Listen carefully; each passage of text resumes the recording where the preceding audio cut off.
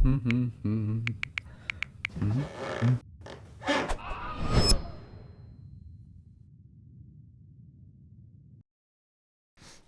қазақ елі. Бүгін солай деп подкаст қонақтары Бексұлтан, JKS Entertainment және Мейіржан, Ара Studios.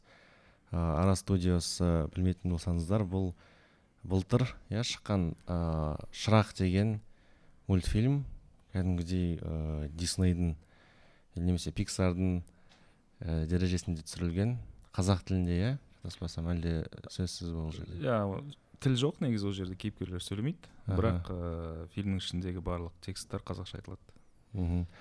Сосын сіздерге таныс Елзат.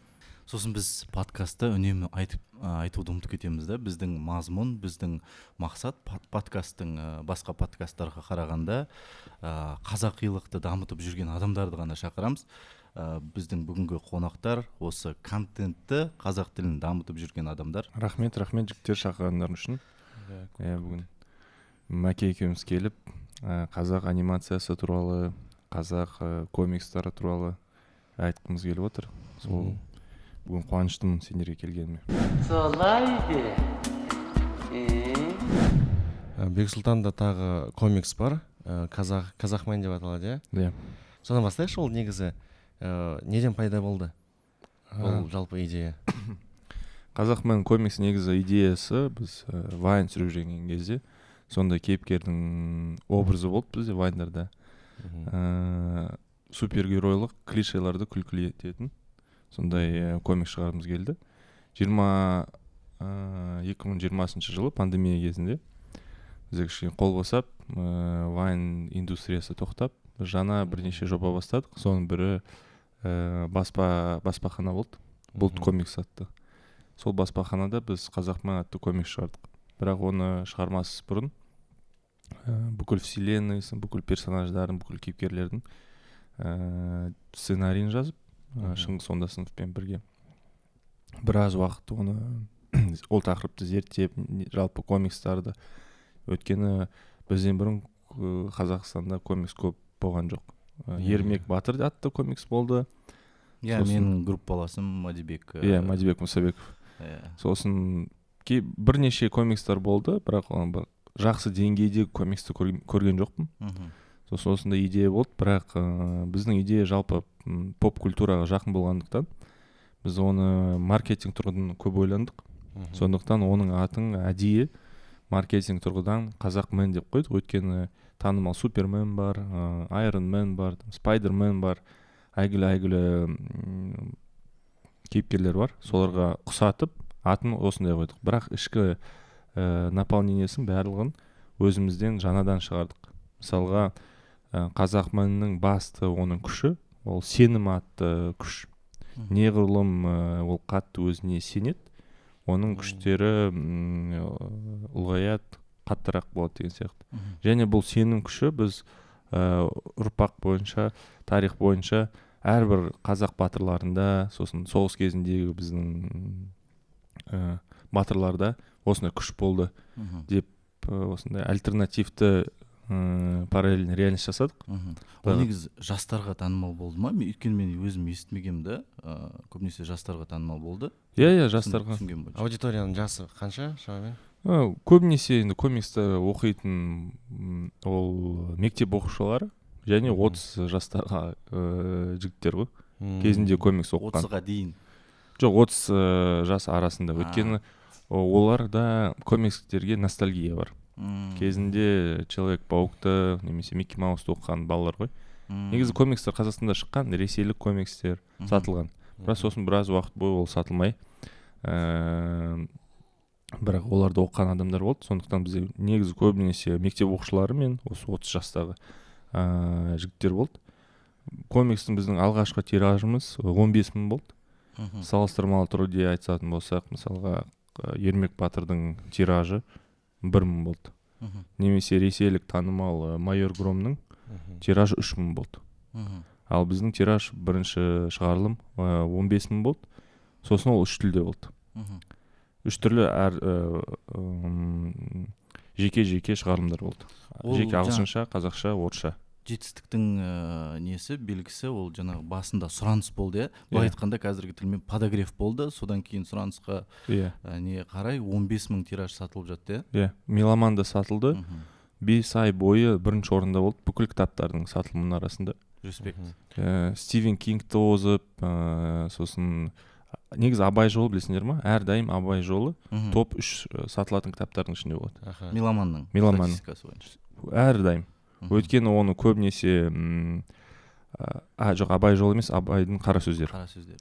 Қара сөздерін көбінесе ең былай танымал деп айтсақ, сый ретінде берілетін кітап екен Қазақстанда. Көп адамдар ол кішкентай ғой, сосын бағасы ондай қатты үлкен емес. Соны көбінесе меломанға келген адамдар, мысалға бір үлкен адамға немесе бір досына сыйлаймын деп ойлаған кезде көбінесе қара сөздер сыйлайды екен. Сол біз 5 ай бойы сол топтың ішінде болдық, жақсы сатылымдар болды, 5 шығарылым жасадық. Бірақ оны уақыт өте келе тоқтаттық, өйткені біз жаңа жобалар бастадық, там TikTok хаустар болды, ал комикс индустриясы көп инвестиция қажет етеді. Неғұрлым ақша құю керек, өйткені ешқандай бәсекелестік жоқ, басқа баспаханалар жоқ деп айтсақ болады, көбінесе. Негізі Қазақстанда комиксқа сұраныс бар ма? Мысалы, Америкада бүкіл жастар комикс оқып өседі, ал Қазақстанда ондай аса көп болған жоқ қой. Тіпті сол жылдары да болған жоқ. Қазір де мысалы мен өзім кішкентай кезімде комикс оқыған жоқпын мүлде. Иә, жаңа айтып отты ғой, 30-ға дейін дейді. Мысалы, олар бөлінеді, шамамен бір 10%, 5% адамдардың, жастардың ішінде соған қызығушылығы болады. Қалғандар мүлдем комикс әлемінде не болып жатқанын білмейді. Солар шығар жаңа 30-дан асқан аудитория деп жатқан. Мысалы, сенің қатарындағы адамдар оқыды ма осы 30-дан асқандар? Айтып отырмын ғой, 10% шығар, ары кетсе бір комикс деген не, ол қалай деп сияқты. Мысалы, мен шығармашылық адам болып, кішкентайымнан сурет салып жетіп жүрсем де, мен комиксқа мүлдем қызықпаған екенмін. Макесіз менде керісінше болды. Мен бала кезімнен сол жаңағы Спайдермен деп жатырмыз ғой. Сол жігіттің комикстерін оқып өстім. Өте қатты қызықтым суреттеріне. Тіпті сол сурет салуды үйреткен сол Спайдермен деп те айтуға болады. Сол жігіт па? Сол жігіт. Ал Ресейден келіп тұрды ма ол кезде? Иә, Ресейден келіп тұрды. Қай жылдары шамамен? Кеңес одағы емес шығар, иә? Жоқ, 2003, 2004 сондай ғой. Иә, ол кезде нешінші сыныпта оқимыз, бір қателеспесем 5-6 сынып қой. Менің сыныпымда көп оқитын балалар, көбісі комикс оқитын. Мен қазір таңғалып отқаным, комикс шығару ол көп қаражат қажет ететін.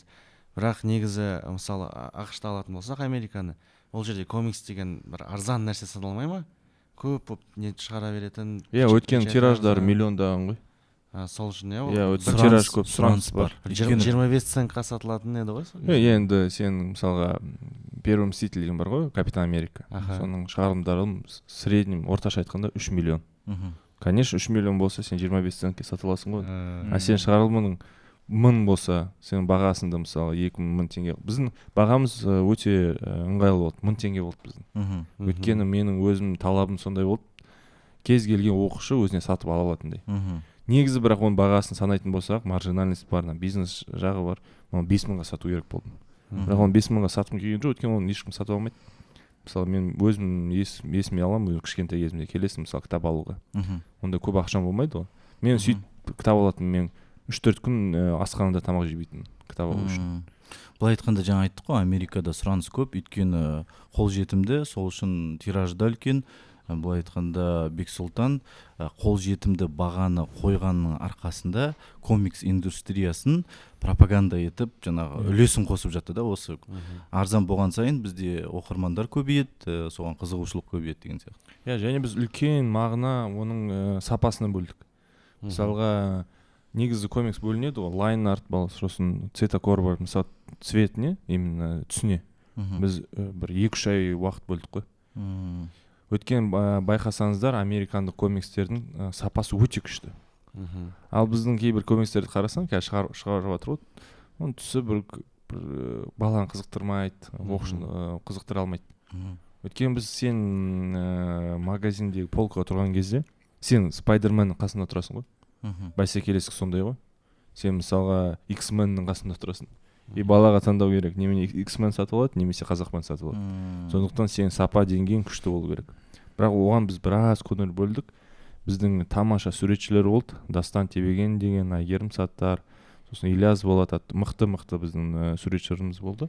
Олар үлкен үлесін қосты бұл жалпы жобаның шығуына.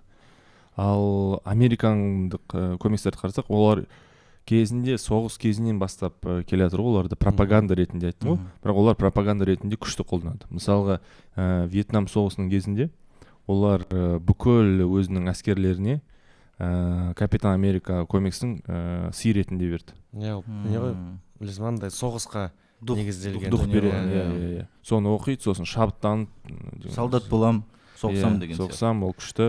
Сосын мысалға дене шынықтыру сабақтарын оларға сол Капитан Америка үйрететін.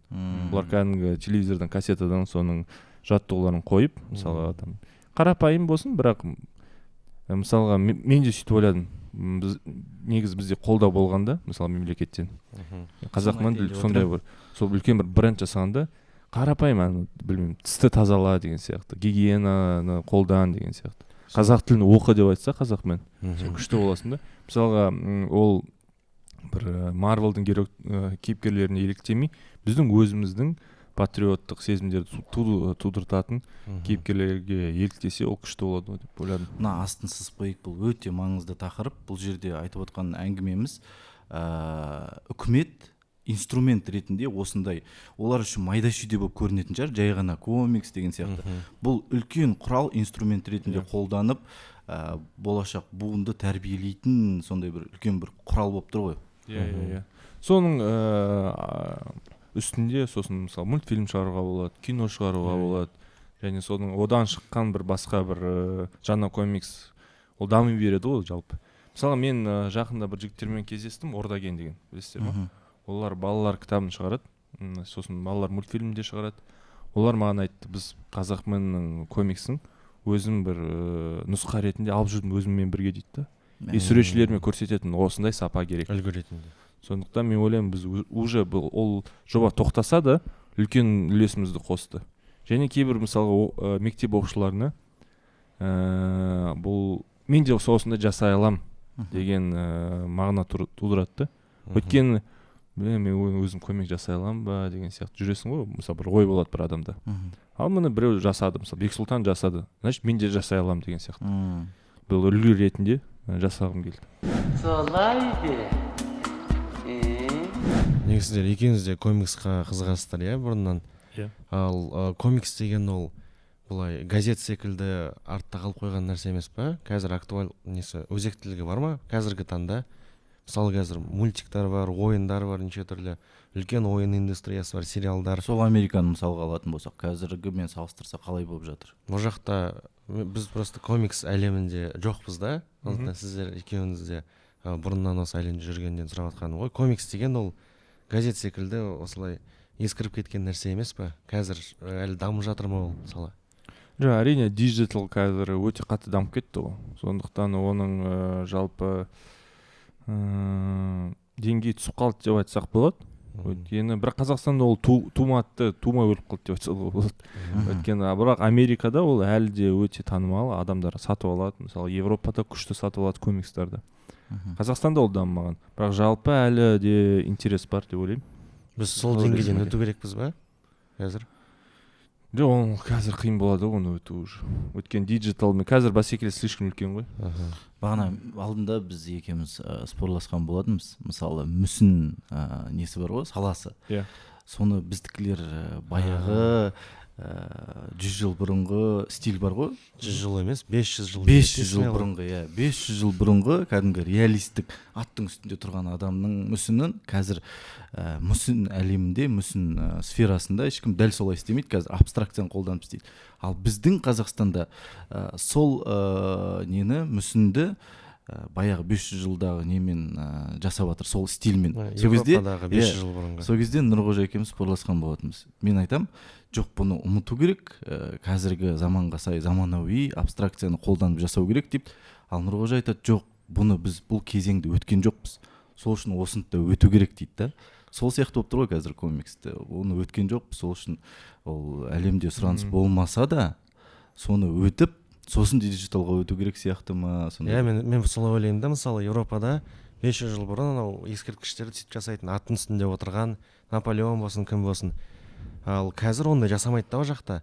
Ал бізде ондай жоқ, болмаған ешқашан ескерткіштер. Сол үшін біз қазір қойып жатырмыз. Батырларды қойып жатырмыз, хандарды, билерді. И мен ойлаймын, егер оларды біз қоймасақ, онда бізде ол болмайды да. Абстракцияға өту үшін осы кезеңді өту керек деп ойлаймын. Мектептегі базаны жіберіп алған сияқты. Иә, сол сияқты. Сол үшін жаңағы Marvel сияқты индустрияға жету үшін ойлап жатырмын да, комикстан өту керек шығар деп. Жаңағы секіріп өтпей, солардың жолымен. Бірақ неге ол параллель жүре алмайды? Мен соны түсінбеймін. Мысалға бір жақсы жері бар ғой. Неге мысалға Қазақстанда, жалпы бізде Қазақстанда интернет жақсы білесіңдер ма? Басқа елдерге қарағанда. Бірақ жақында ғана топты көріп едім. Біздің интернет 200 мемлекеттің ішінде бір 160-шы орында ма бір нәрсе. Жақсы. Скорость бірақ. Жоқ, жалпы мысалы мен Америкада да болдым, мысалы Британияда болдым, көп елді араладым да, бірақ біздің интернет жақсы. Негізі былай қарап тұрсаң. Бірақ неге жақсы екен білесіңдер ма? Не үшін? Өткен бізге интернет кеш келді ғой. Сондықтан мысалға бір Англияда ол 30 жыл бұрын қойды ма интернетті. Бізде оны мысалы 15 жыл бұрын қойды да. Сондықтан біздің техникалық бүкіл әдістер және оборудование дейді ғой.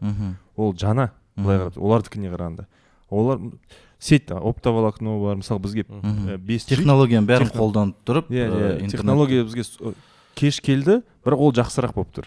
Тура сондай мысалға ол мүсіндермен болуы да мүмкін, бірақ мысалға бізде мобилография дейді ғой мысалға, немесе дизайн или SMM бізде қатты дамыған ғой. Басқа мемлекеттерге де қарағанда олар ол қатты заморачиваться етпейді ондай, біз качествосына, оларды стандартты жүре береді. А бізде дамыған өткен бізге де ол да кеш келген сияқты болып көрінді да. Сондықтан кейбір сұрақтарда біз озып тұрамыз олар. Немесе бір Каспий, ол қарап тұрсан. Банкинг күшті ғой бізде, басқа мемлекеттер. Сондықтан кейбір сұрақтарда біз оза аламыз, олар кеш жүрген сен. Банк емес, именно электронды не бар ғой, мемлекет деген бар ғой. Жаңа ЕГОВ бәрін қосқан кезде біз топ 3-ке ма, топ 5-ке ма кіреміз. Цифровизация. Сен банкты білесің ба қазір? Мысалы Американың банкі Каспий сияқты бола алмайды ешқашан.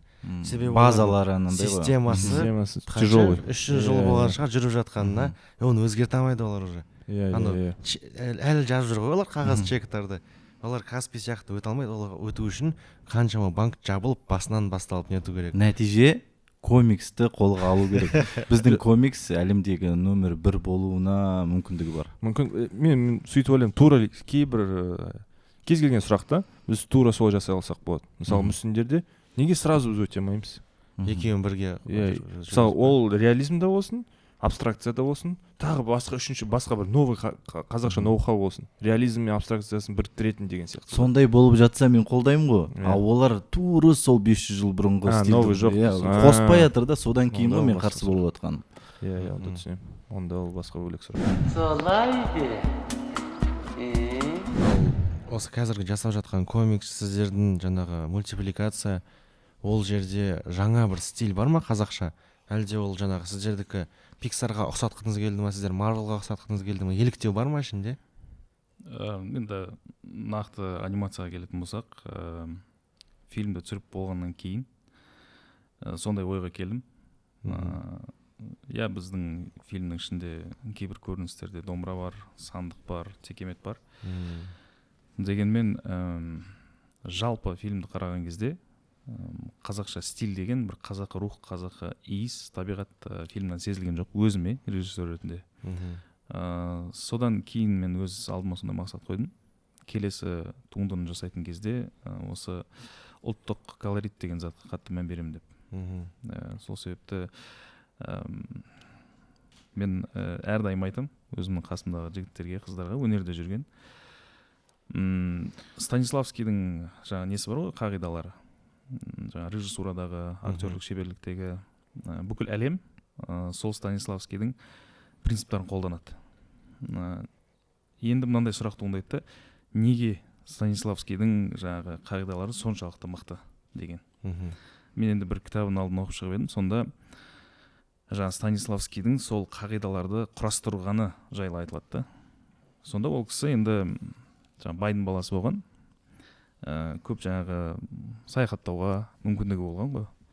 сонда жаңағы Станиславскийдің қолында жаңағы несі болады екен, мындай блокнот дейді ғой, кішкентай ғана қалтасында жүреді.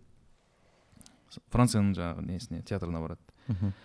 Сол жерден сахнадан бір әдемі безендіруді байқап қалады ғой, соны түртіп жазып қояды екен. Мысалы Англияға барады, сол жердегі театрдан актердің айталық бір кейіпкерді ойнағандағы бір ерекшелігін байқап қалады, соны жазып қояды. Түсініп келе жатырмын қазір. Сөйтіп жазып келеді дағыны, бұл алады да өзінің көзқарастарын қосады дағыны, бұл орыс театр мектебі деп шығарған ғой жаңағы. Жаңа біз барлық әңгіме айтып жатқанымыздың бәріне сол келіп тұр ғой қазір. Жан-жақтан ізіп неткен ба? Иә, меніңше адамның өнері ол қанша жерден тырысқанмен бәрібір еліктеушіліктен тұрады. Яғни Станиславскийді алайық, кім бар тағы да, мысалы Акира Куросаваны алайық, Уолт Диснейді алайық, бұлардың барлығы өзіне дейінгі жасалған өнердің барлығын көріп, соған жүгініп, бірақ бір ерекшелігі өзіндік көзқарасын қосып, әрі қарай сол өнерді дамытуға жаңағы үлесін қосқан адамдар деп білемін де. Мына сөз маған тигендей болды, өйткені менің контенттің бәрі осы қазақтардың еліктеушілігіне қарсы тұру болып тұр да. Еліктеушілік барлық жерде болу керек дейсің. Ал мен сөгетінім өзім контентімде. Олар еліктейді басқа мемлекеттің, басқа ұлттың салт дәстүріне. Яғни стиль деген ол салт дәстүр ғой.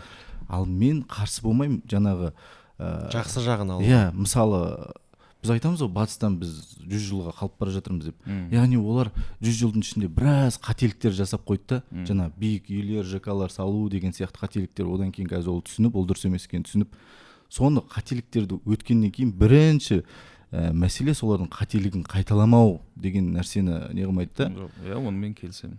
Сондай нәрселер де бар да. Жаңа Станиславскийдің өзі мысалы қателерін алмай, ұтымды шешімдерін алған шығар. Иә, дәл солай. Сол жаңағы сұрағыңызға жауап. Бастағы бір 2-3 фильм, осыған дейін енді 3 туынды түсіруге мүмкіндік болды. Сол үшеуі де әзірге тек қана жеке өз басым режиссер ретінде оны еліктеушілік деп қана бағалаймын. Әрі қарайғы енді мақсат алда тұрған ол қазақы жаңағы колоритті шығару. Яғни бұған дейін фильм жалпы қалай жасалады, процесс қалай өтеді, соны зерттеу болды да. Енді Аллаға шүкір үйрендік. Әрі қарай сол білімді пайдаланып, енді өзіндік бір көзқарасты қалыптастыру керек. Солай Тағы бір сұрақ, сіздер бірден 3D-ға көшіп кеттіңіздер ма, әлі 2D-дан болды ма тәжірибе? Жаңағы 3 фильм деп айттым ғой. Соның алдыңғы 2-і 2D, ең соңғысы сол 3 өлшемді 3D дейді ғой. Енді баста сол шырақты 2D-да жасау деген ниет болған.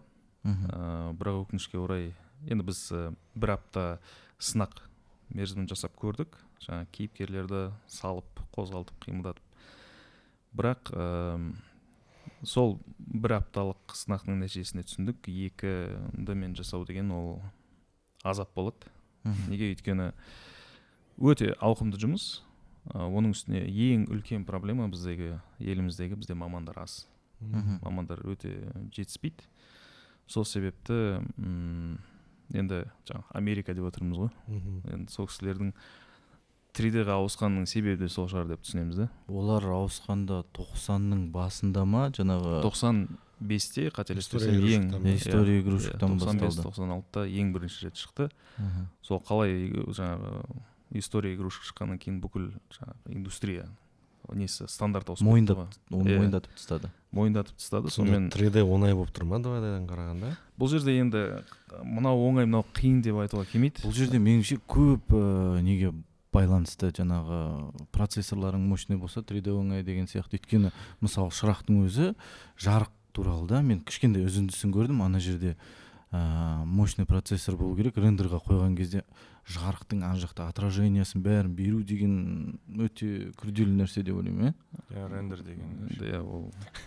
Енді 3D-да былай ғой, сен көбінше жаңағы технологиямен қатты байланыста боласың. Мамандар жақсы білу керек. Мұның үстіне жаңағы айтып атқандағыдай мықты технология болу керек. Ал 2D деген ол жерде адамның еңбегі көбірек болады да, яғни бұл жерде қалай айтсам болады, адамның қатысуы, адамның өнері көбірек көрсетіледі да бұл жерде. Вот. Жаңағы сұраққа келетін болсақ, жасалуына біз енді өзіміз қазір 3D-мен айналысамыз. Бұл жерде енді қысқаша айтып өтетін болсам, жаңағы идея, одан кейін сценарий, одан кейін жаңағы core team дейді ғой, жаңағы басшылықтың кездесуі болады. Жаңағы режиссерлер, продюсерлер, одан бөлек жаңағы арт-директор деп айтады, осы фильмнің болашақ көркемдік шешімін шешетін адам, қалай көрінеді ол жалпы болашақта. Сол мамандар кездеседі. Содан кейін бағытты сол жерден нақтылайды. Мысалы, бұл Диснейдік сияқты көріне ма, немесе Pixar'дік сияқты көріне ма, әлде Миядзаки сияқты қылып саламыз ба біз? Осының барлығы осы жерде шешіледі. Әрі қарай стилі былай айтқанда. Иә, стилі, көркемдік шешім осы жерде шешіледі дағыны. Әрі қарай персонаждар шығады. Концептерлер жұмысқа кіріседі. Арт-директор әрі қарай өзіңнің шығармашылық тобымен жұмыс жасай бастайды. Тапсырма беріледі. Мысалы, кейіпкерлердің түрлері мынандай болу керек, қоршаған орта, артық көрінісі мынандай болу керек деген. Оның барлығы бекітіліп салып болғаннан кейін, әрі қарай жаңағы мүсіншілер, сіз айтып отқан, бірақ ол жерде енді компьютерда бәрі. Сол жігіттер мен қыздар жұмысқа кіріседі. Сонымен қатар фильмнің раскадровкасы салынады. Бағдарламаны айта кетсең сразу. Бағдарлама біз 3D Max пен өндірісімізде блендерді қолданамыз. Блендер мүсіндеуге қателеспесем жігіттер ZBrush деген бағдарламаны қолданады. Андай мүсін сияқты өйтіп нетуге болады. Кәдімгі лепить етесің ғой. жабыстырып, кәдімгі мүсін дейсіз ғой. Бірақ барлығы сол электронды. Рендер движок қандай? Рендер движок енді сол блендердің өзінікі. Блендердің өзінікі ма? EV-ді қолдандық біз осы неде, шырақта. Cyclesқа әлі өткен жоқпыз. Одан бөлек жаңағы Unreal деген пайда болды. Engine. Соны да қазір сынап көріп жатыр бізде жігіттермен. Мен сұрап жүрсем бола ма, 3D-де хабар жоқ адам ретінде. Мен көріп жатамын да, андай фильме дегендер болады ғой, сол жерде үстіне киім киіп алып, андай жабысып тұратын точкалармен. Motion capture. Соны қолданғансыздар ма? Неде шырақ жасаған? Мен болдым ғой шырақта, иә. Жоғын қолданбадық. Ал жалпы Қазақстанда бар ма ол қазір? Әлде ешкім қолданып жүрген? Кинода қолданылмайды. Негізі мультфильмде де ма? Қолданады. Иә, біз қазір мынау Ара Академия деген жобаны іске қостық. Осыған дейін жинаған терген білімімізді бөлісейік деп халықпен. Сол жерде осы жақында шығады. Осы не туралы? 3D анимацияның техникалары деген. Соның ішінде жаңағы компьютерлік анимация, стоп motion, сосын жаңағы сіз сұраған motion capture бар. Motion capture бізде көбінесе ойынмен фильм саласына ғана қолданылады. Аватар мысалы шықты. Осы жақында шыққан Джеймс Кэмеронның аватары толық сіз айтқан техникамен түсірілген. Шрек сияқты мысалы мультфильмдерде ол жерде кәдімгідей компьютермен қозғалтып отыр ма? Иә, оның барлығын жаңағы мүсіндегеннен кейін жаңағы сөзімнің жалғасы аниматорларға беріледі. Ортада жаңағы сүйек салатын мамандар бар. Яғни кәдімгі мынау қалай айтамыз, мынау өмірде кәдімгі қуыршақтар бар ғой. Тура сол қуыршақ тек қана электронды компьютердің ішінде жаңағы өзінің сүйектері болады, ары бері жылжытып қозғалтатын. Анимация бізде кілт қою жүйесі арқылы жасалады. Бұл жерде жаңағы таймлайн деген зат болады астында, уақытты көрсетіп тұратын. Мынау кадрда сіз мысалы кейіпкерді тұрғызасыз, 10-шы кадрда ол отырып тұрады. Арасын өзі салып жүре ма? Жоқ, арасын сіз саласыз. Сіз қозғалтып сол жаңағы позаға апарасыз ғой сіз. Жаңағы motion capture деп айтқаныңыз ол жұмысты жеңілдетеді. Бірақ қараңыз, фильмда шынайылық керек қой. Мысалы, Джеймс Кэмеронның аватарын алатын болсақ, ол жерде олар максималды тұрғыда ана заттарын бәрін шынайы көрсетуге тырысқан да. Қозғалыстарын да, қоршаған ортасын бәрін. Сол себепті motion capture бұл жерде орынды. Ал енді анимациялық фильмге келетін болсақ, анимациялық фильмнің барлық нәрі, тәттілігі, оның шынайы өмірдегідей болмауында шығар. Жаңа басында стилін таңдаймыз деді ғой. Сол кезде егер реализмді таңдайтын болса, сол кезде мүмкін қолданатын бет жаңа.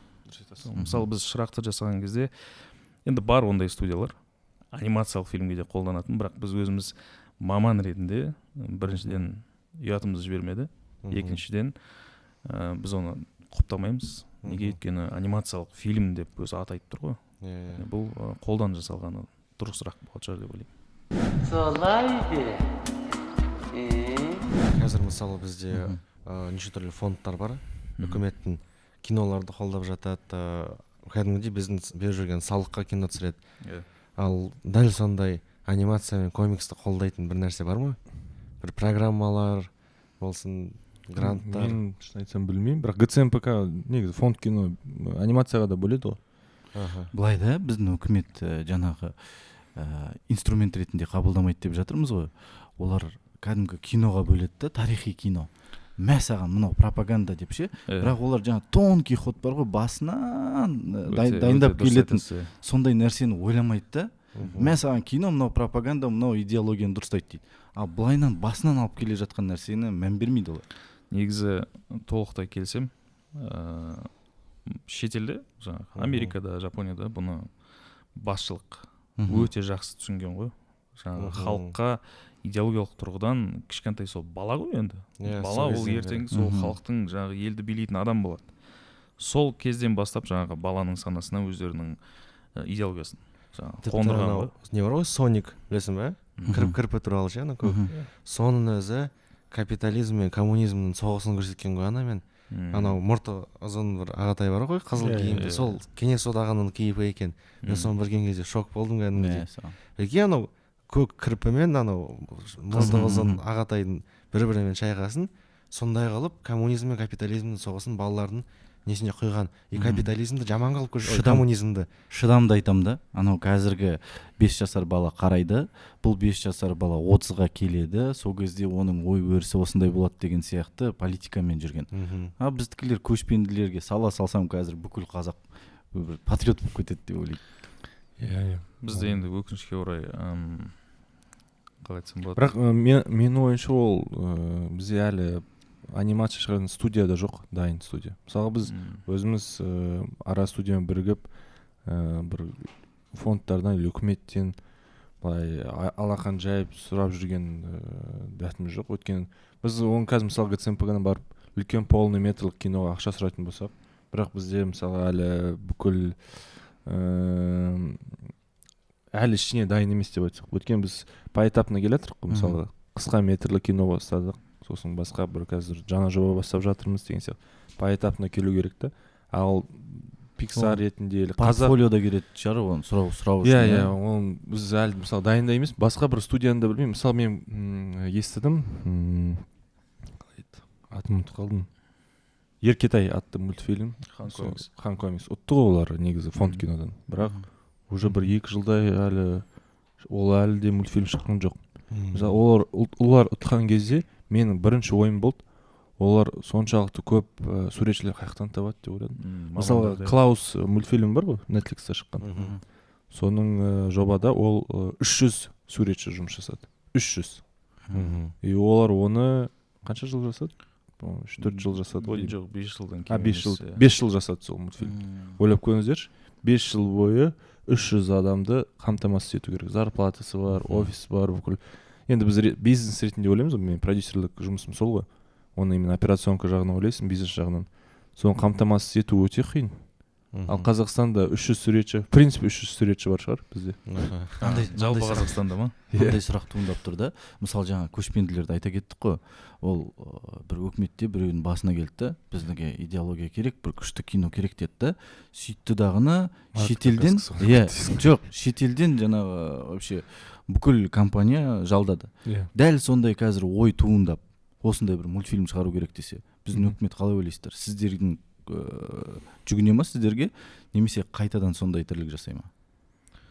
Анимация одан да қатты қымбат қой, оларға даже дәті бармайды олардың солай істеуге. Мысалы кино, это понятно, игровое кино бізде түсіре алады. Біз мысалы маған келсе қазір продюсер ретінде, давай көшпенділер 2 түсіреміз деп айтса, әрине түсіре аламыз, проблема жоқ. Анимация жағынан айтады. Ал анимация жағынан мүмкін емес деп ойлаймын. Мүмкін емес нәрсе жоқ қой, жаңа өздеріңіз басында айтып кеткендей, бізге кеш келгеннен кейін осының бәрін қазір қоюға болады, техниканы бәрін қоюға болады деп. Сондай келуі мүмкін ба деген сұрақта ой, жаңағы техникасын бәрін алып берейік та осындай пропаганданы жасаймыз деп. Немесе қалай ойлайсыздар өздеріңіздің анализдеріңіз бойынша? Бәрібір жүгіне ма Американың бір компаниясына? Меніңше жүгінетін сияқты. Себебі өкінішке орай. өкінішке орай деп айтайын, иә, бізде қазақ анимациясының деңгейі әзірге сәби күйінде ғой. Америкада ол үлкен ересек адам болса, бізде әлі кішкентай балада. Американың соншалық дамып кеткені, мысалы олар кино, анимацияға бола ойлап тапқан бағдарламалар бар ғой. Бүкіл әлем сәулетшілері, дизайнерлері соны қолданып жүр қазір. Жаңағы айтып отқан Unreal Engine бар ғой. Ол архитекторларға, дизайнерлерге арналмаған, интерьер дизайнерлер. Бірақ біз қолданып жүрміз. Гейм индустриясына арналған ғой негізі. Сондай сияқты көп қой, мысалы 3D Max бәрі білет, оны архитекторлар қолданады, бірақ 3D Max анимацияны жасау үшін, персонаж жасау үшін жасалған нәрсе. Соншалықты дамып кеткен деймін да. Бірақ мысалы мен ойымша бір жақын арадағы 5 жылда мүмкін бір гейм ченджер болады. Мысалы бір искусственный интеллект болады, который көмектеседі. Арзан болады, И арзан болады, возможно. Қазір де бар ғой, аниматорлар бір кадр салады, жаңағы сіз айтқандай 10 кадрдың біріншісін салады, 13-шін салады, арасын өзі салып беретін. Иә, енді ол бірақ көрініп тұрады ғой. Ол сурет салу сияқты ғой, мысалы қазіргі сол искусственный интеллектпен неше түрлі суреттер жүр ғой, Инстаграмда, көрінеді, бірақ көрінеді, анау почеркі бар, өзіндік бір почерк бар. Сен бір нәрсе маған көрсеттің ғой, анау ии ғой дедім ғой мен саған. Танып қояды. Тура сол сияқты ғой. Ол жердегі қозғалыс адам жасаған қозғалыспен сай келмейді да, мүлдем. Ол қазір ғой, қазір сондай деңгейде. Бірақ дамып жатыр ғой. Иә, дамып жатыр бірақ. Дамып жатыр ғой, білмеймін мен, бірақ өзім іштей ойлаймын. Анимация деген ол жаңа Фрэнк Томас, Оли Джонстон деген сол Диснейдің кезіндегі анимация принциптарын қалыптастырған адамдар бар да. Сол кісілер айтады, кейіпкерді қозғалтқан кезде дейді, оның жаңағы жай ғана денесін емес, кейіпкердің ойын қозғалту керек дейді да. Яғни кейіпкер не ойлап тұр? Мысалы адам жүреді ғой, жүрген кезде адам не ойласа, көңіл күй қандай болса, сондай қалыпта жүреді. Қуанып баратқан адам жүріс басқаша. Немесе көңіл күйі онша емес адам жүріс басқаша да. Енді қараңыз. Бірақ сол затты, кешірім сұраймын, ол оқи алмайтын сияқты. Яғни дәл мынау қалай айтсам болады, мысалы айтайық, осы жақында Сол деген мультфильм шықты ғой Pixar'дан, Душа деген. Сонда байқасаңыздар, ең басында ол жаңағы классында отырып пианино ойнайды балаларға, джаз. И сол кезде қарасаңыздар, қимыл, қозғалыс, қолың ше, бұның барлығы шынайы өмірдегі ойнап отқан адам, яғни соны түсірген. Сөйтіп аниматор дәл сол ноталарды өзі кәдімгі недегі клавишалардағы ноталардың бәрін шынайы теріп шыққан ғой. Сонда джаз ойнайтын музыканттар көрген кезде жаңа аң-таң болған ғой. Қалай соншалықты шынайы берген деген да. Әшейін бүйтіп отқан жоқ. Иә, өтірік заттар басатқан жоқ. Ол үйтсе де болады, бірақ көрдіңіздер, мынау аниматордың шеберлігі сол затты шынайы жеткізуге тырысқан да.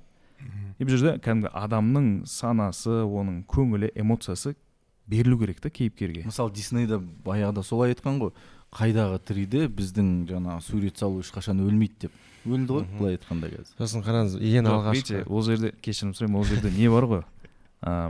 Қазіргі 3D-ден жасап отқан адамдар ғой. Біз қазір искусственный интеллект туралы айтып отырмыз да. Ол енді менімше ол мына ең нәзік заттар бар ғой анимациядағы. Мысалы жаңағы көздің қозғалысы, қолдың жаңағы ең мелкий детальдарды оқи алмайтын сияқты. Бәрібір адамның бір несі. Оқу үшін адам болу керек деген. Иә, соған әкелейін деп жатқан ғой. Искусственный интеллекттің компьютерден айырмашылығы бар да. Мысалы сіздің әңгімеңіз анаған ұқсап тұр қазір. Ең алғашқы машиналар шығып пайда бола бастаған кезде неше түрлі андай ғалымдар, байлар айтатын, ой, машина деген 10 жылға андай ерігіп жүрген адамдар нететін нәрсесі, по-любому атқа қайтып келеміз деген ғой. Бірақ машина қазір дамып кетті да. Олар да айтады ғой, машина деген ат емес, ат деген сен сезеді, досың болады, там былай айналып өтеді, машина не ол, там барып соғыласың да өлесің деген сияқты. Соны айтқым келіп отырған прогрессті менсінбеуге болмайды. Мысалы қазір ChatGPT жазған сценарий бойынша басқа бір жасанды зият, искусственный интеллект қазақша жасанды зият дейміз, сол кәдімгідей ситком жасап жатыр. Сериал несімен, серияларымен өзі салып, анимациясын жасап. Яғни ол біз пайда болғанына қанша жыл болды? Бір 2-3 жыл болды ғой соның пайда болғанына. Енді ол қазір үйреніп жатыр ғой. Ол искусственный интеллект дейміз, себебі ол үйренеді. Сондықтан мен ойымша бар заттардан енді Нұрғожан айтып отқан жаңа біздің басында айтқан сияқты ғой. Бізде бір сала даму үшін басқалардан біз барлық жаңа инновацияны қолдануымыз керек деп ше. Сол ма? жоқ негізі бірақ солай бола берсін десе. жоқ мен сізді түсініп отырмын, жаңағы инновацияға ашық болу деп отырсыз ғой. Ол AI деген нәрсені біздің жаңағы өткенде суретшілерде, мысалы аниматорларда қолданатын шығар, енді жеке өзім қолданып көрмеппін, бірақ оны бастапқы этапта ғана қолданса болады шығар деп ойлаймын. Жаңағы идея іздеу мақсатында, жаңағы бір идеяны генерировать етіп берсе, ол әрі қарай соны бәрібір де, енді менің ойым, адамның араласуы керек сияқты да бұл нәрсеге. Мысалы қазір жақында өтті ғой бір әлемдік конкурс па бір нәрсе, жарыс, суретшілердің жарысы, сол жерде бірінші орында жаңағы жасанды зият алды. Одан кейін қазір суретшілер қарсы шығып жатыр, петиция жазып, жасанды зият жабыңдар суретшілерді, құртасыңдар деген сияқты.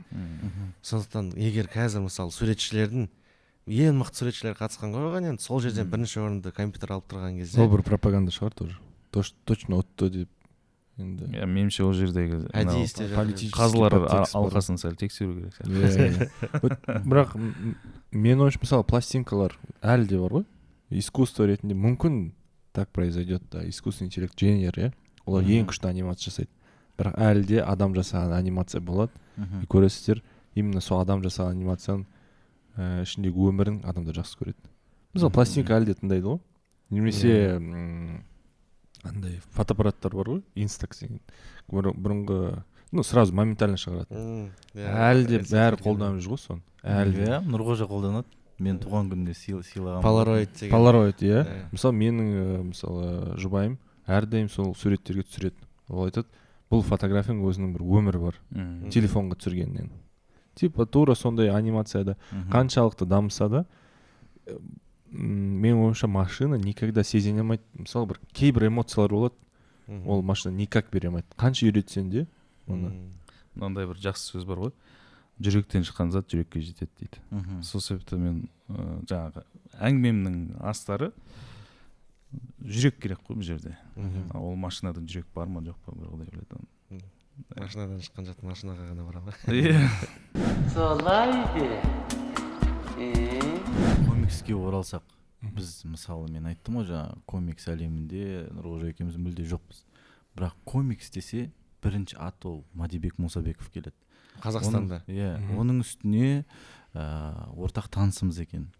Комиксті былай күшті бағалай алмағандықтан, бірақ естисің ғой, қазір ол Marvel-да жұмыс істеп жатыр дейді. Жұмыс істеп жатыр ма Marvel-да?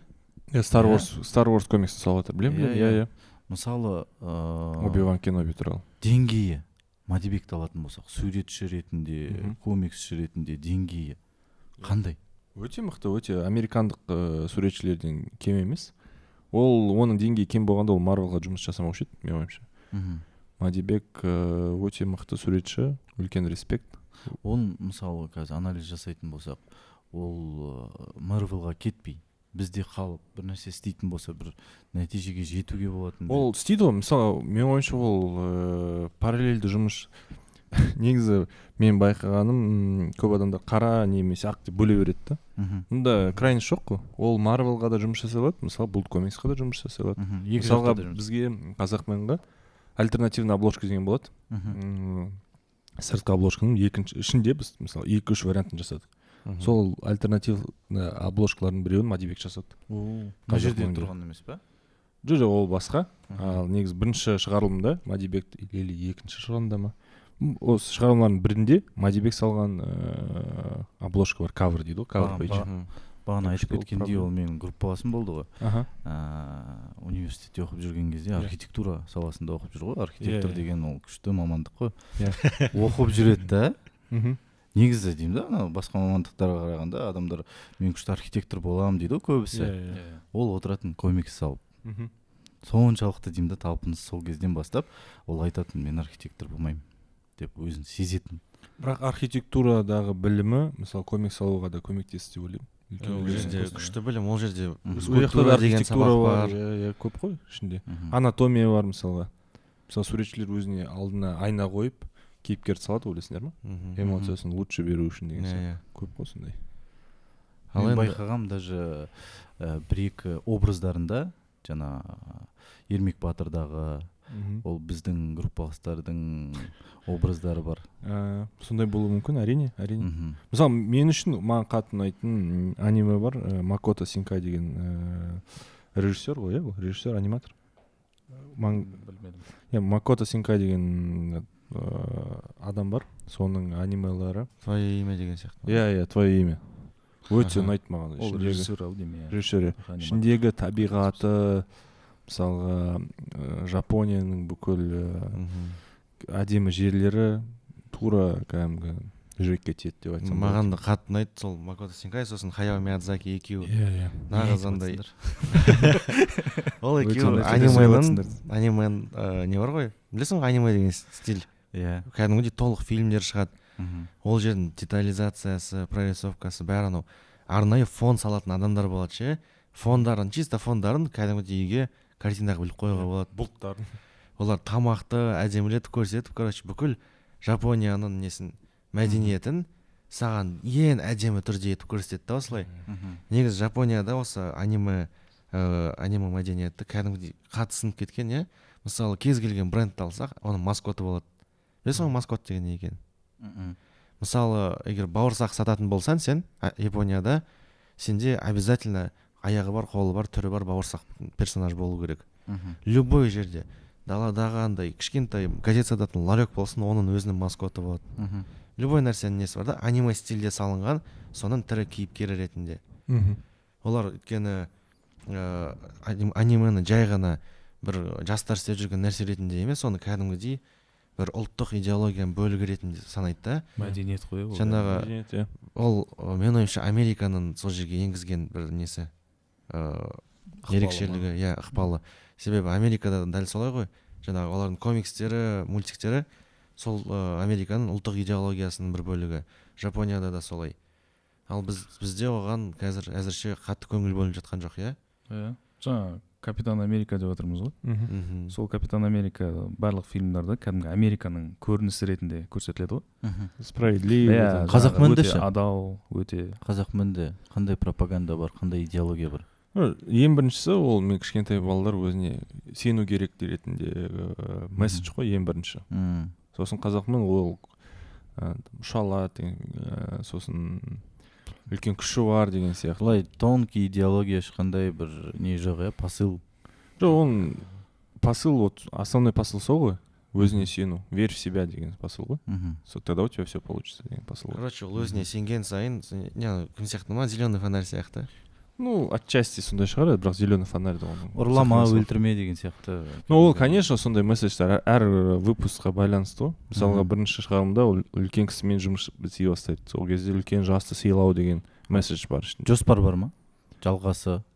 Иә, негізі бізде полностью жазылған бірінші сезон бар. Мгм. Сосын мен кішкене ақша жинап жүрмін. Сол ақша жинаған кезде. Ал ол жерде бола ма жаңа қазақ болу күшті деген сияқты бір. Жоқ, әрине, месседждер өзі осындай месседж. Ол астарлы жүреді, бірақ болады. болады, иә. Иә, әрине. Ол Мгм. комикс жасау Оған үшін аты қазақмын ғой уже. В принципе, Иә. балалар мен қазақмын болам деген. Мысалға менде сондай вот тамақ ішіп жатқанбыз. Каша мысалы бір біздің менің племянниктарым бар. Оны жемеймін дейді. Айтсам, қазақмын сияқты күшті болғың келе ма? Сонда сен жеу керексің. Ол жейді. Сосын мен ойладым, как жалпы легко да, бұл өте оңай. Кішкентай балаға бір үлкен күшті супергерой көрсетесің, сондай болғың келе ма? Осында істе деген сияқты. Месседж өте. Басында қалып кетеді бәрі. Иә, өте оңай. Солай бір сұрақ бар да, ол мен атымнан қойылған сұрақ емес, ол мысалы осы көрермендердің ойына келіп отырған сұрақ деп ойлаймын. Не үшін бізге супергеройларды ойлап табу керек? Себебі мысалы бізде батырлар бар ғой деген сияқты сұрақ болады деп ойлаймын да, халықтың сұрағы ретінде. Мен өзім үйтіп санамаймын, әрине. Иә. Болу керек деп ойлаймын, бірақ соны сіздерден естігім келіп отыр. Не үшін осы біздің мысалы жаңағы Магнификум сияқты мысалы барып Қабанбай батырды алып, соны осында кейіпкер қылып жүрміз. Я мысалы Америкада оларда ондай болған жоқ қой, батырлар. Былай Олардың айтқанда тарихы жоқ. тарихы жоқ қой. Иә, Одан иә. кейін олар ойдан шығарып отыр. Одан кейін олар басқа мифологиялардан ұрлап алып отыр. Ол біздің түркілердің мифологиясынан өзіне біраз нәрсе алған. Бізде қазақмында флешбектер болды, мысалы ескі көне уақытқа. Сол кезде біз батырларды көрсетедіміз. Мысалы Қабанбай, бірақ Қабанбай деп айтпаймыз, бірақ Қабанбайға ұқсатып мысалы бір жауды жеңіп жатқан адамды көрсеттік. Ал оны бұл жалпы жоспарымыз бойынша ол сол кейіпкерлер келу керек болатынбыз. Бірінші мен түсіндірдім, өйткені маркетинг тұрғыдан қазақмен деп қойдық, өйткені ол проверенный ход болды да, солмен жүрдік. Бірақ негізі дұрыс айтасыңдар, оны қолдансақ болады. Бірақ менің ойымша оларды басқа альтернативті кейіпкерлер ретінде көрсетуге, просто олардың атына да кір келтіргім келмейді. Ертең өткен мысалы Қабанбай осындай болды, бірақ кейбір адамдар жазады сосын ондай спор туындай алады да. Меніңше тарих пен анимацияның художественный екені жаңағы айыра алады кез келген адам. Тем более критика айтайын деп. Мысалы Магнификумға мен алдыңғы біздің подкастта айтқанмын, неге Қабанбай батырдағындай қандай деп айттым мен, нәзік неге салған деп. Сол кезде мен мысалы айтқан болатын, бұл не ғой деп, жай ғана персонаж ғой, ол исторический әшейін образ алынған, ат алынған деп ше. Магнификумда айтып отыр екенбіз, комикс салу үшін сонда көп ақша керек па? Мысалы Мәдибек өзі салып, жалғыз өзі салып жүр, Магнификум жалғыз өзі салып жүр, тегін.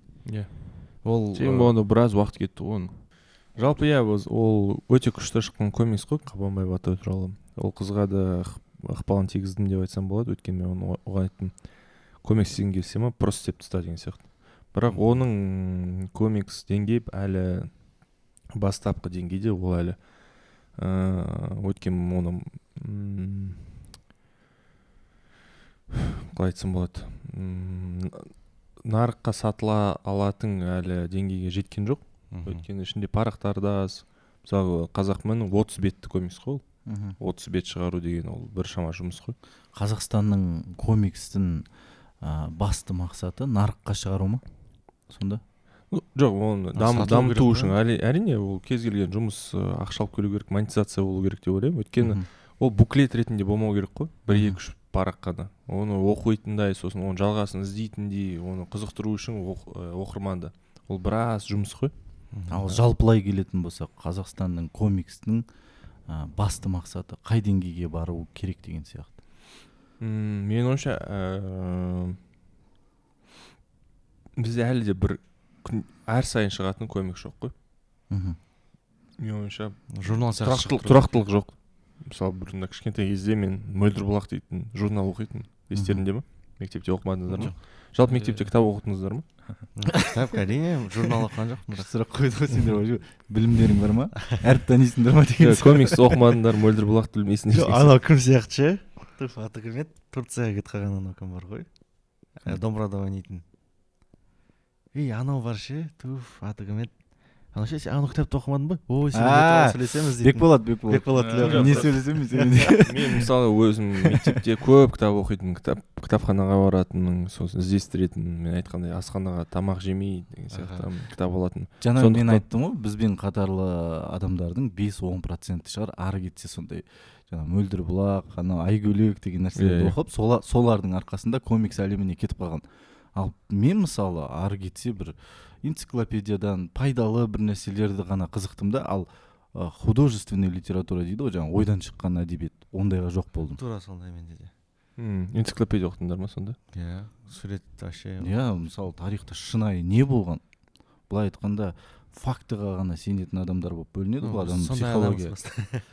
Ол мен ойынша ондай процент адамдардың даже 5 емес, 0,5 шығар онда. Кішкентай кезде өткен комикс былай салыстырсақ болады.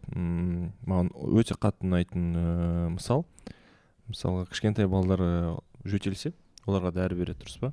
Сол дәрінің, бірақ оның дәмі онша емес болады. Ол үшін ол әрден бір какой-то вкус береді, мысалы сироптың өзінің дәмі болады, клубничный болсын, банан дәмі болады. Сондықтан ол бала ол дәріні қабылдаған кезде оған оңай болады. Тура сондай біліммен ғой. Оберткасы әдемі, тәтті болса, тура сондай комикс қой, ол контентті информация жеткізетін бір түр ғой, бірақ оның күшті түрі. Мысалы, мен үшін қатты ұнайтын комикс өйткені ол суреттер. Кішкентай кезде кітап оқуға, именно совсем кішкентай кезде. Мысалы, сәбилер, оқи алмайтын сәбилер болады ғой. Бірақ олар сурет қарап отырады ғой. Сондықтан сурет ол бір ақпаратты жеткізетін құрал ғой бұл кезде. Сондықтан комиксті оқыған кезде ол просто ол ақпарат жеткізетін оңай түрі. Мысалы, энциклопедиядан комикс түрі болған кезде, сонда сендерге сонда сендер жаңа адамдарды қызықтыра аласыңдар да деп ойлаймын да. Энциклопедияда кәдімгі деректі фотолар бар қасында. Соған қызығатынбыз. Мынау шынымен кезінде там жасалған, осыған сенуге болады деген сияқты қызығушылық пайда болатын бізде. Вот энциклопедия туралы мысалы жаңағы соғыс жылдарында комикстердің жалғыз конкуренциясы болған ол кітаптар. Кітап комикс кітаптан гөрі қызықтырақ болды. Бірақ қазір оның конкуренциясы ол TikTok бар, конечно, D-Billions сияқты андай YouTube каналдар бар, неше түрлі балалар қарап отыратын. Соның қасында комикс кітап сияқты болып қалмай ма? Сондай болатын сияқты қазір. Мысалы балаға алдына планшет бер, комикс бер, ол комиксті қарамайды ғой. Планшеттің ішіне комикс кіргізу керек қой. Америкада комикстер негізі олар фундамент қой.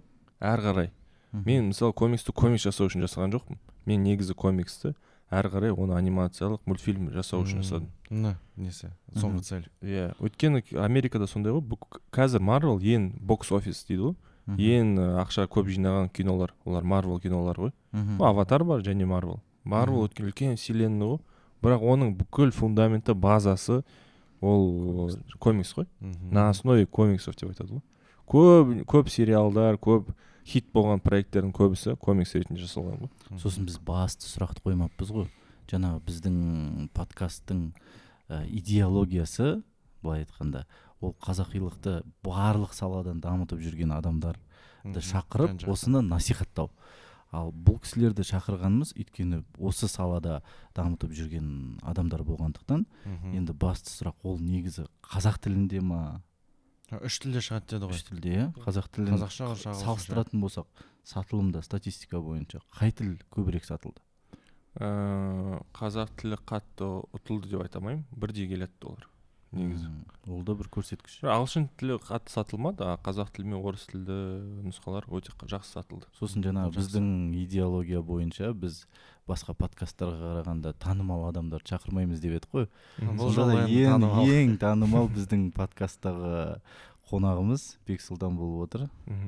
Оны да танымалдығы үшін емес, осындай үлес қосып жүргендіктен шақырып жатырмыз. Негізі подкастқа қатты танымал емес адамдарды шақырып, оларды халыққа көрсету ғой мақсат. Сонда мен сторис салмай қояйын дейсің. Достар, біз осы салада осы нәрсені дамытайын деп жүрсек, бізде қаралым аз болады, жаңағы танымал адамдар шақырған подкасттарға қарағанда. Сондықтан сіздер қарап отқансыздар, сіздер азсыздар, сіздер бір үлестеріңізді қосып осыны таратып, пікір жазып, лайк басып кетсеңіздер күшті болар еді. Иә, дұрыс айтасыңдар. Қазір бүкіл подкасттардан шетел әншілер, осындай жоба керек. Біз мысалы далада подкаст деген жоба жасадық. Тура сондай идеясы сондай болды. Танымал емес адамдар шақыру. Біз жай ғана Алматының көшелерінде отыратынбыз. И кез келген өтіп бара жатқан адам сол подкастқа қатыса алады. Қатысса 1000 теңге береміз. Енді 1000 теңге чисто символично ғой. Сол кезде сол подкасттардың бірінде біз досымыз Қасандағы досым Сүлеевпен таныстық. Байқамай өтіп барады. Ол дүкенге бара жатты. Мен оны тоқтатып, аға осындай бір жобамыз бар еді, отырасыз ба? Ол еще маскада отырды. Соны біз танымай, 10 минут өткен соң ғана біз оны досым Сүлеев екенін біліп, сосын досым Қасан туралы сұрап, бірақ жалпы негізгі ол біз Ақтаудан түсірдік, сосын барып Түркістаннан түсірдік, Астанадан түсірдік. Досым Қасан біреу ұзын, біреу аласалау келген, қайсысы сонда? Досым Сүлеев кішкене аласалау келген. Ол ең бастысы. Дос деген досым Қасанда. И сол жобаның жалпы басты проблемасы, көп адамдар айтты, неге танымал адамдарды ғана түсіре бересіздер, неге осы? Жай ғана қарапайым халықты түсірмейсіңдер. Бірақ қарапайым халықты түсірген кезде оның просмотр аз болады. Соны біз түсірдік, бірақ 30 000 просмотрдан көп барған жоқ, шын айтса. Ең біріншісі ғана жақсы жинады, пилотный выпуск өткен, қызық болды адамдарға. Енді біздікінің ерекшелігі ойы бар ғой, бәрібір идеологиясы бар осындай нәрсені дамыту деген. Дұрыс жоқ, жалпы айтамын да, өткен қазіргі көрермендер өте сынақшыл болады. Сондықтан қатты сынамаңыздар, қолдау көрсету керек. Жалпы менің месседжім қазақ халқына ол қазіргі шығарып жатқан адамдардың жаңа бастамаларын қолдау керек. Біздің отандастардың. Өткені мысалға Шырақ болсын, онда сынаған адамдар көп болды. Немесе қазақманды сынаған адамдар көп болды. Не үшін қарасын, аты тупой екен деген сияқты. Атаның суретті онша емес, Marvelға все равно жетпейді деген сияқты. Оны кемсітіп, оны дәрежесін түсірудің қажеті жоқ мен ойымша. Кез келген бастама, мысалы Қабанбай туралы жасаған комикс, мен сразу қолдадым. Оның парақшалары аз болса да, бірақ қолдау көрсетіп өткен, бұл бір бастама ғой. осындай бастамалар көп, неғұрлым көп болады, сонда индустрия дамиды да, не только комикс, кез өкінішке келген. қарай ондай қазақты қазақ қана құртады деп бекер айтпаған. Жаңағы шырақ немесе Қазақмөн сияқты нәрселер егер басқа мемлекетте бір жетістіктерге жетіп жатқан кезде астында комментарийда негатив мүлдем болмайтын еді. Сол үшін бірінші өзімізден бастайық, өзіміз қолдаудан бастасақ, неғылмай одан сайын жолын жаппай. Соны айтқым келеді негізі. Негізгі біздің осы проблеманы шешетін зат ол бір-бірін қолдау, қарапайым, иә. Яғни ешқандай үкіметтен қолдау күтпей ештеңе емес, тек қана қазақтарды қолдаса, біздің анимация да дамиды, комикс та дамиды, блогинг та барлығы да өздеріміз қолдасақ болды саған. Қазақта бір жақсы сөз бар еді ғой, болатын елдің балалары бір-бірін батырым дейді дей ма. Сол себепті мүмкіндігінше қолдап, кері тартпай, өзім негізі байқаймын қазіргі буын өсіп келе жатқан, осы сіздер жалпы осы қатар көбінше қазақ мәдениетіне, қазақ тіліне өте қатты үлкен үлесін қосып жатыр деп ойлаймын. Ол мейлі музыка жағы болсын, кино жағы болсын, әлеуметтік желілер болсын. Сол себепті осы бетімізден таймай, Әлихан Бөкейхан атамыздың сөзі бар ғой, біздің алдымызда қиын заман тұр дейді, яғни сол уақытта айтқан сөз екен. Біздің қазір жасайтын әрекетімізге байланысты келер ұрпақ бізге не алғыс айтады, не қарғыс айтады дейді. Сол себепті сол ертеңгі күні ұрпақ бізге алғыс айтатындай деңгейде өмір сүрсек, иншалла барлығы жақсы болады деп ойлаймын. Оның түбінде енді бір-бірімізді қолдап жатыр ғой бәрі. Дұрыс.